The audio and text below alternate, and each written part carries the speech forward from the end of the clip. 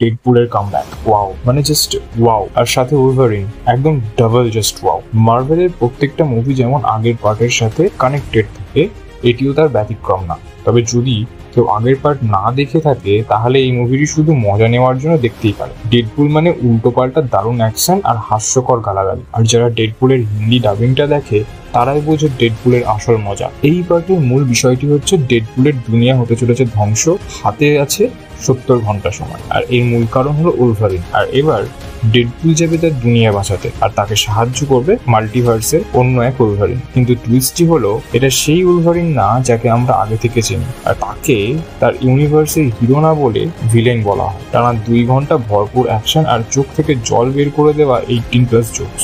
Visual তো সেই লেভেলের, আর মার্ভেল মানেই ভিএফএক্স এর কোনো কমতি নেই। তবে কমতি শুধু একটাই, সেরকম কোনো পাওয়ারফুল ভিলেন মুভিটাতে নেই। যদি সেটি থাকতো তাহলে মুভিটা একদম জমে ক্ষীর হয়ে যেত। কিন্তু মার্ভেল মানেই উল্টোপাল্টা স্টোরি প্ল্যানিং, কখন যে হঠাৎ করে কি হয়ে যায় তার কোনো ঠিকানা পাওয়া যায় না। তাই নিশ্চয়ই দুর্বল ভিলেন রেখেছে, তার পেছনেও নিশ্চয়ই কোনো একটা কারণ রয়েছে। আমি তো বলবো এখনই যান, টিকিট বুক করুন, আর হিন্দি ডাব ভার্সনেই বুক করুন, আসল মজা নিতে চাইবে। আর হ্যাঁ, যেতে যেতে একটু লাইক সাবস্ক্রাইব করে দিয়ে যাবেন।